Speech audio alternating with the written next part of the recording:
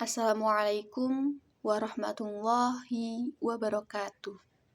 Perkenalkan, nama saya Dia Ajeng Aisyah Mawardi dengan NPM 0483970009,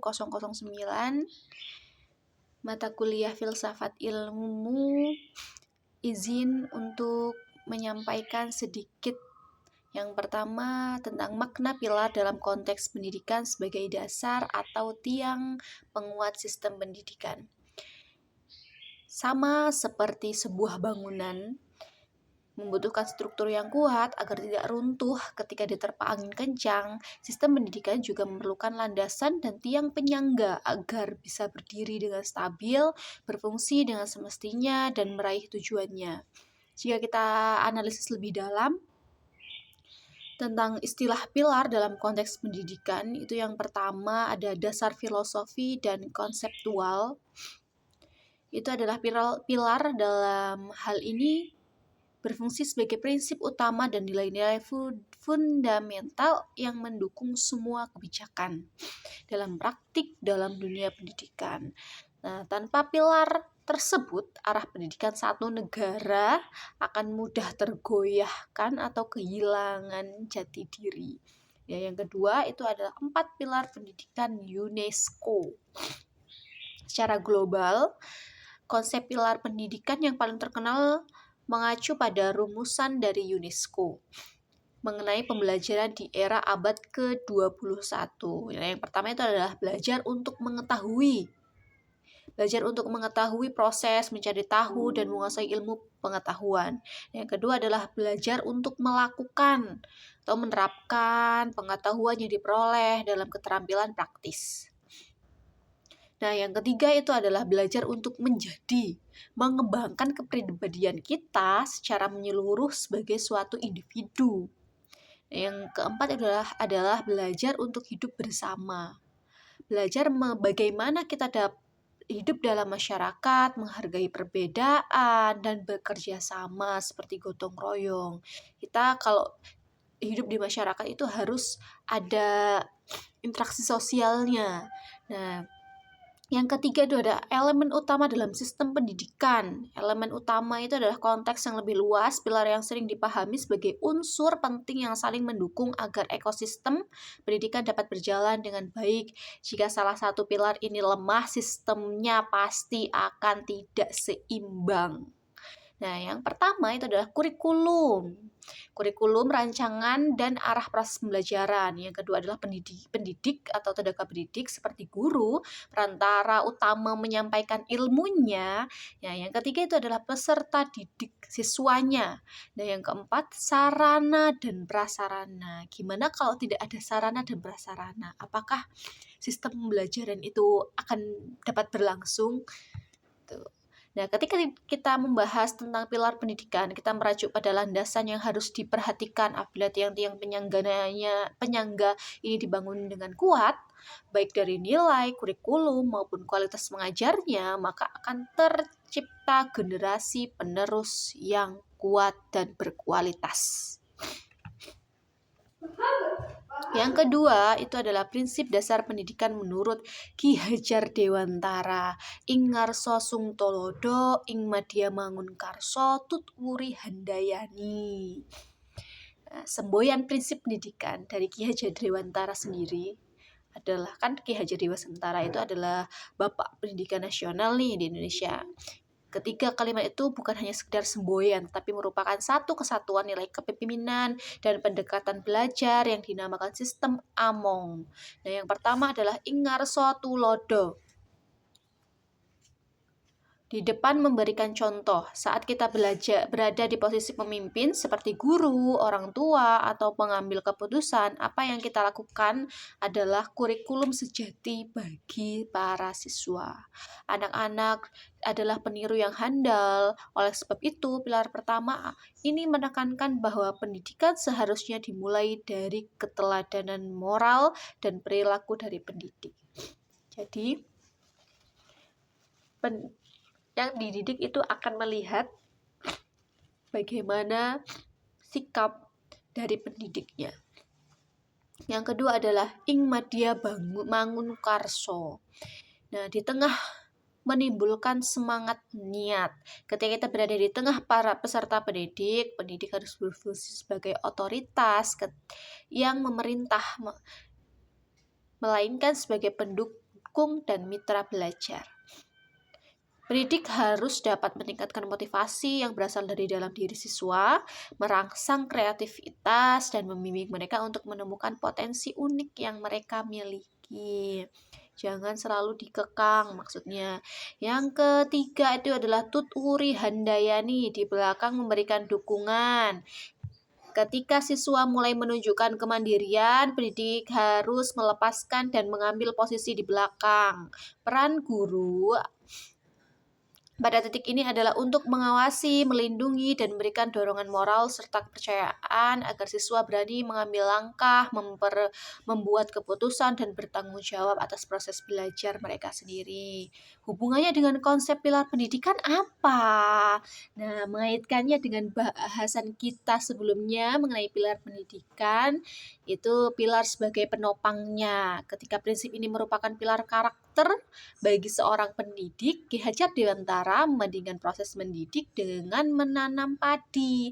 Seorang petani itu adalah guru, tidak bisa mengubah sifat padi menjadi jagung. Yang dapat dilakukan oleh petani adalah menyediakan tanah yang baik, menyirami, memberi pupuk, dan menghilangkan hama, atau membentuk lingkungan belajar yang kondusif agar padi tersebut tumbuh dengan kualitas yang terbaik. Nah, inti filosofinya apa? Pendidikan itu mengarahkan, bukan memaksa. Pendidikan seharusnya membebaskan manusia secara fisik dan mental sambil tetap memperhatikan sifat dan karakter zaman anak tersebut. Yang ketiga itu adalah analis relevan tentang penerapan prinsip tersebut dalam era digital, misalnya dalam pembelajaran daring, literasi digital, karakter peserta didik, dan peran guru. Pemikiran Ki Hajar Dewantara dalam konteks kecerdasan buatan dan pembelajaran digital saat ini sangat mengagumkan. Di satu pihak, teknologi menawarkan banyak kemudahan, tetapi di sisi lain ia menyebabkan gangguan besar terhadap nilai-nilai kemanusiaannya. Berikut adalah analisis mendalam tentang relevansi dan tentang tantangan nyata dalam menerapkan ketiga prinsip tersebut di lingkungan pendidikan digital. Yang pertama itu adalah Ingarso Sungtolodo, itu memberikan contoh relevansi dalam dunia digital. Ruang kelas kini tidak lagi terbatasi oleh dinding sekolah. Guru bukan lagi satu-satunya sumber pengetahuan karena informasi kini dapat diakses dari internet. Maka teladan yang diperlukan siswa saat ini berubah dari sosok yang paling menguasai materi menjadi contoh dalam literasi digital dan etika di dunia maya. Tantangan yang nyata itu yang pertama, jejak digital pendidik sebelum jadi guru. Gimana nih, biasanya kan posting di sosmed apa gimana gitu kan. Sebagai guru dituntut menjaga citranya, tidak hanya di dalam sekolah tapi juga di akun sosial media pribadi mereka, atau ketika para pendidik itu keluar untuk nongkrong bersama teman-teman, untuk menikmati waktu luang mereka, waktu liburan mereka. Nah, itu kita harus berpakaian dengan rapi untuk memberi contoh anak didik kita di sekolah. Nah, yang kedua itu adalah kurangnya teladan literasi. Banyak pendidik masih terjebak dalam penyebaran berita palsu atau belum memahami etika internet. Bagaimana mungkin guru mengharapkan siswa untuk kritis terhadap informasi jika mereka sendiri belum paham literasi digitalnya? Yang kedua adalah Ingmadya Mangunkarso, membangun semangat di tengah. Revasi pembelajaran online atau pembelajaran campuran seringkali menyebabkan kebosanan, isolasi sosial, dan kehilangan motivasi belajar. Prinsip ini sangat penting dalam konteks tersebut. Guru mesti hadir di tengah-tengah layar, bukan untuk memberikan ceramah, tetapi untuk membangkitkan diskusi, merancang proyek kolaborasi, serta menciptakan interaksi yang menjadikan hubungan lebih manusiawi lewat teknologi. Tantangan nyatanya yang pertama itu adalah tembok layar matematika kehadiran. sulit untuk menjalin kedekatan emosional dan semangat kolektif ketika komunikasi dibatasi oleh kamera yang dimatikan atau koneksi internet yang tidak stabil. Yang kedua ada pasifisme digital. Banyak sesi pembelajaran online terjebak dalam pendekatan satu arah atau guru mengirim tugas dalam bentuk PDF di WhatsApp grup atau Google Classroom, kemudian siswa mengumpulkannya. Ini bukanlah wangun karso tetapi lebih pada otomatisasi administrasi yang kehilangan makna. Jadi yang ketiga itu adalah tuturi Handayani memberikan dorongan dari belakang. Prinsip ini merupakan dasar dari konsep pembelajaran mandiri dan merdeka belajar. Dari dalam era digital, informasi tersedia dalam sangat melimpah. Tugas guru kini bukan lagi memberikan informasi secara langsung, melainkan mengawasi dari belakang, memantau, mengarahkan secara cara berpikir kritisnya dan memberikan dukungan agar siswa dapat memilah mana informasi yang valid dan mana yang tidak berharga. Contohnya itulah tersesat di ruang digital atau kelebihan informasi. Saat guru memberikan kebebasan pada siswa untuk belajar mandiri, ada resikonya. Siswa bisa tersesat dalam algoritma media sosial atau menjadi kecanduan game online.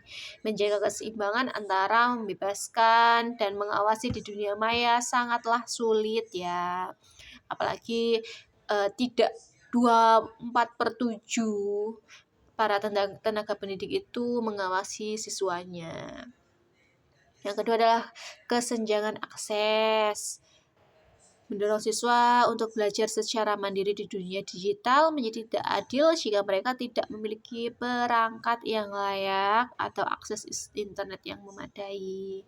Kadang ada siswa yang belum punya handphone, orang tuanya belum punya, handphonenya masih handphone lama, dan di sekolahan sudah harus kayak ini nanti kirim tugasnya lewat email, silahkan ini alamat emailnya bu ini gitu.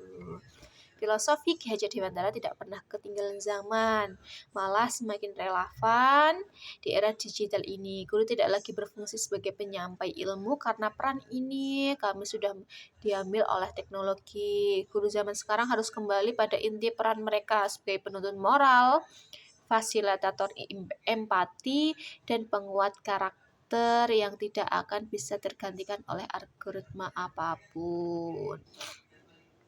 Banyak ini ya. Nah, yang keempat itu adalah refleksi singkat tentang bagaimana pilar tersebut dapat menjawab persoalan pendidikan nasional saat ini. Nah, berikut adalah pemikiran singkat mengenai bagaimana 3 pilar tersebut dapat mengatasi masalah pendidikan yang mendesak. Yang pertama adalah mengatasi krisis karakter dengan Ingarso Sungtulodo. Masalah moral, hilangnya moral kesopanan atau maraknya perundungan di sekolah. Sekarang banyak nih ada siswa yang tidak menghormati gurunya, tidak ada sopan santun sama gurunya, atau banyak siswa nih yang suka membuli temannya. Nah, solusinya adalah pendidikan karakter harus kembali berlandasan pada teladan langsung para guru pada kepala sekolah, bahkan pejabat publik wajib memberikan contoh nyata dalam perilaku dan etika. Biasanya seperti itu. Nah, mengatasi learning loss dan kurikulum yang kaku dengan Ing Madya Mangunkarsonya. Sekian dari saya. Saya ucapkan terima kasih karena harusnya cuma 4 menit, Pak. Mohon maaf nggih. Keblabasan sampai 14 menit. Saya akhiri. Wassalamualaikum warahmatullahi wabarakatuh.